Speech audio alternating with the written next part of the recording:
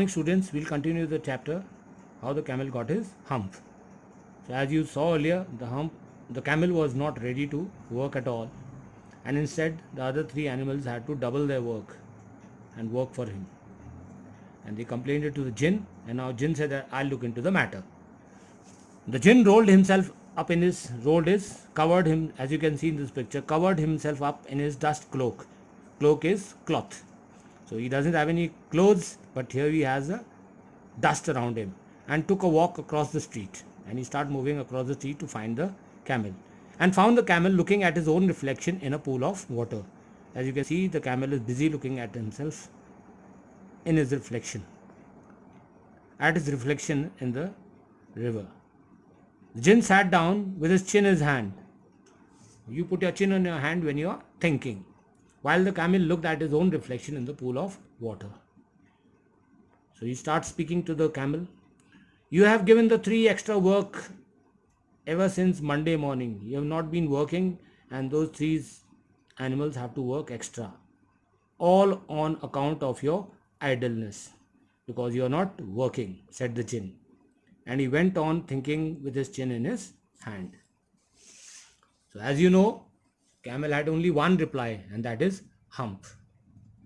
The jinn warns him, I shouldn't say that again if I were you. Jinn warns him, don't say that word again. You might say it once too often. I want you to work.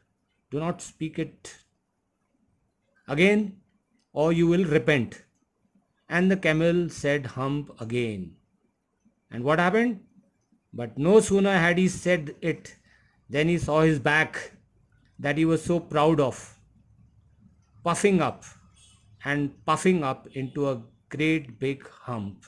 And what did happen? Because jinn has got the power to change or grant you wishes, and here he curses the camel and makes a big hump grow on his back.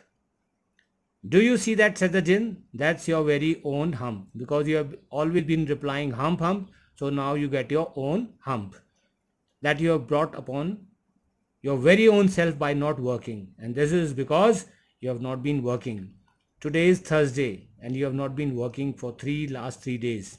And the other three animals have been working instead of you. And now you have done no work since Monday. When the work began, now you are going to work. How can I, said the camel, with this hump on my back? So the camel replies that with this hump, how can I work? That has a purpose, said the jinn. All because you missed these 3 days. You'll be able to work now for 3 days without eating. So the jinn tells him that now you can work without eating for those 3 extra days, because now you have a hump, and that hump will support you, and you need not eat, because you can live on your hump. And don't you ever say I never did anything for you, and don't say that I never did anything for you, because now you got a hump which stores food and water, and you will be able to work without eating for those 3 days which you have not worked. And the camel went away to join the three, and from that day to this, camel always wears a hump. All of you know that camel has got a hump. Today we call it a hump now, not to hurt his feelings. As you know, this is a funny story, but what we learn from this story is that one should not be a work shirker. One should not avoid work. Work is worship. Work leads to success. There is a saying, empty mind is a devil's workshop. So students, this is what we learn from this is the moral we get from this story.